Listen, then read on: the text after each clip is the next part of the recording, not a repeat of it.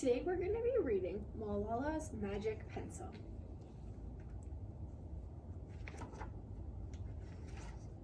Do you believe in magic? When I was younger, I used to watch a TV show about a boy who had a magic pencil. If he was hungry, he drew a bowl of curry and it appeared. If he and his friends were in danger, he drew a police officer. The boy was a little hero, always protecting people who needed help. How I wanted a magic pencil too. If I had a magic pencil, I would use it to put a lock on my door so my brothers couldn't bother me. Stop time so I could sleep an extra hour every morning. Erase the smell of the trash dump near our house. I would use it to make other people happy.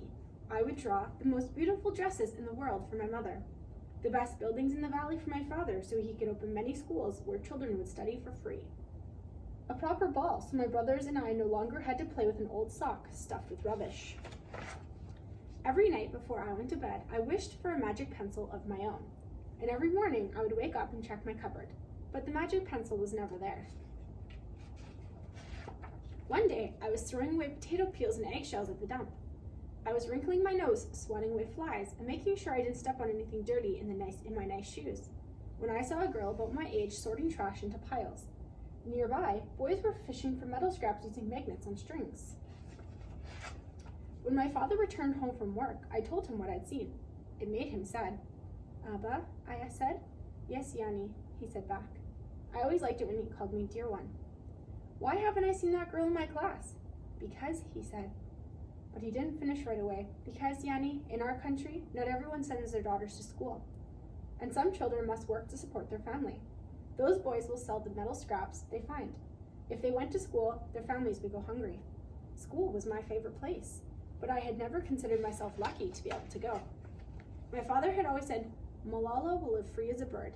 Now I wondered how free I'd truly be.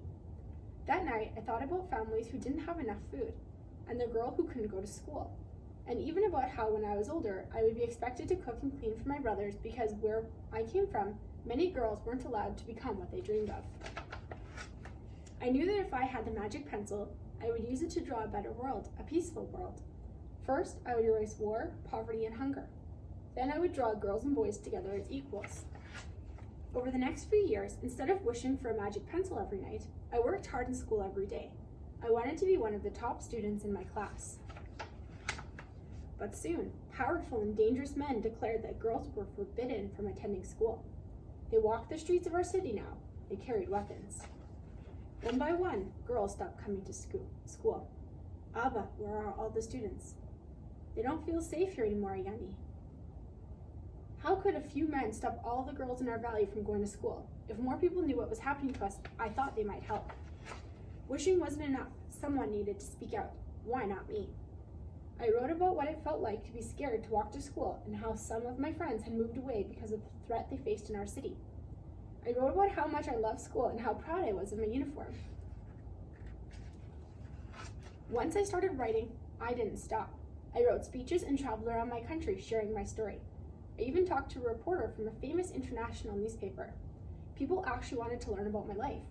I spoke for all the girls in my valley who couldn't speak for themselves. My voice became so powerful that the dangerous men tried to silence me, but they failed. And now my voice is louder than ever. Louder because people have joined me, and together we make a chorus, standing up for what we believe in. We raise our voices for those in need, help people in danger, even if they are an ocean away. Think of the world as a family. Do you still believe in magic? I do. I wrote alone in my room, but people all over the world were reading my stories. Millions now know it and help me spread my message of hope. I had at last found the magic I was looking for, in my words and in my work. I am Malala. I've always wished that I could make the world a more peaceful place, and every day I work to make my wish come true. One child, one teacher, one book, and one pen can change the world.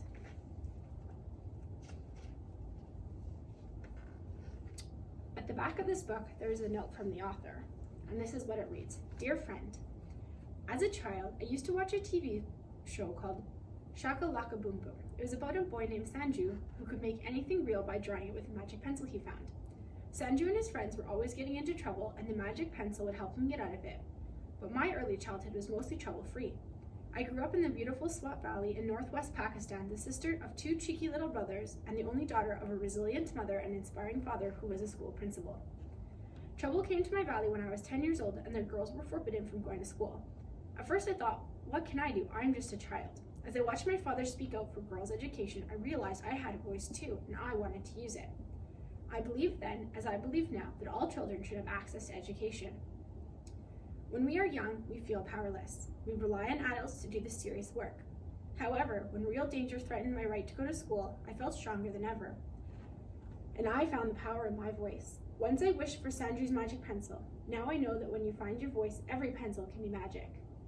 I hope that my story inspires you to find the magic in your own life and to always speak up for what you believe in.